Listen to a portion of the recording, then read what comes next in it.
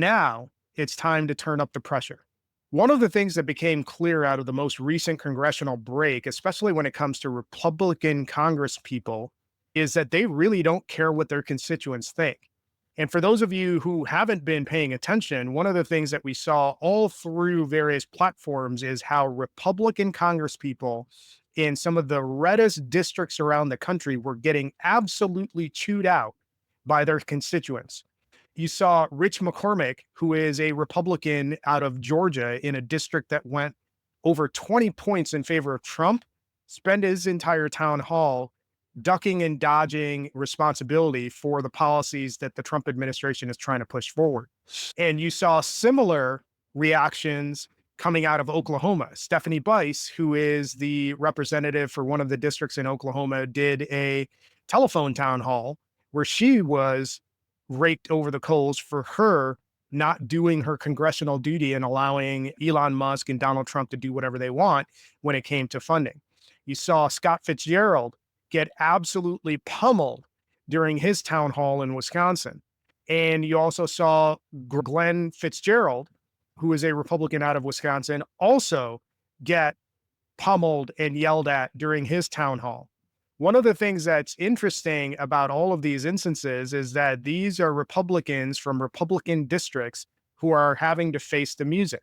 And on a personal level, those of us who have been dialed in since the election have been using whatever means necessary within the bounds of the law to get the attention of all of our elected officials and encourage them to do their jobs and act as a separate and co-equal branch of government. But what's the results been? When you look at those town halls, one of the interesting things to observe is how disinterested most of these Republican congresspeople are in the discussion overall. In fact, some of them have even said they don't have to do these things. They don't have to have them. They don't have to go back in their districts and meet their constituencies because they feel entitled to these positions. And that is where we get to where we are today. Whether you're talking about business executives and CEOs or elected officials, the time is now to start ramping up the pressure.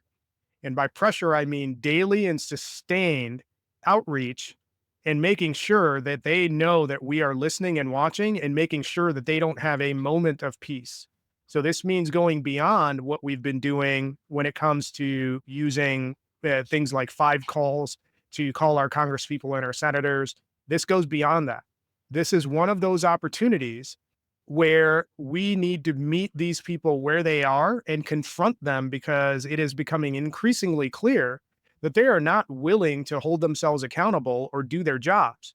So whenever the opportunity presents itself, we need to make sure that these CEOs and these congresspeople and these senators are held accountable and know that we are watching and demanding that they step up and do what is necessary to protect the American citizen. And the fact of the matter is that many of them have been afraid to do anything out of fear from retribution from Donald Trump.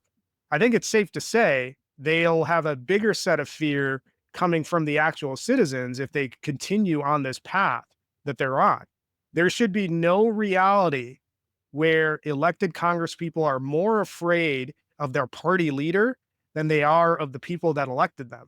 And this is where we have to ramp up the pressure within the bounds of everything that is legal and make sure that they understand that we are watching and we demand action and we demand that they do not lay over and rubber stamp everything that's coming.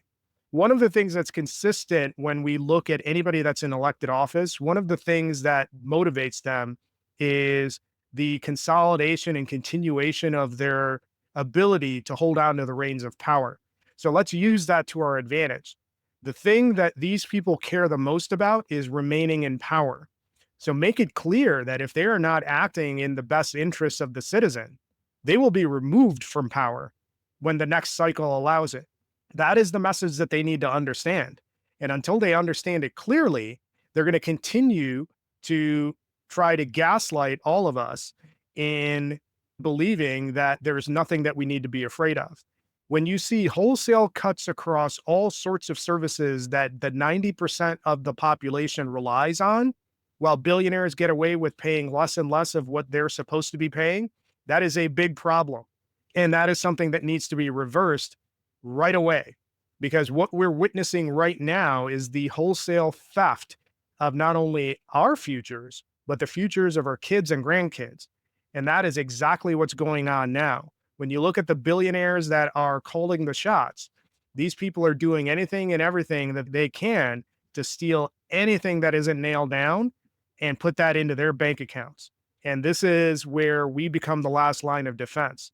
So whether we're talking about the CEOs of the big tech companies and the Fortune 500 who are bending the knee to this budding dictatorship, or congressmen and senators who are looking the other way while everybody is getting robbed blind, it makes no difference.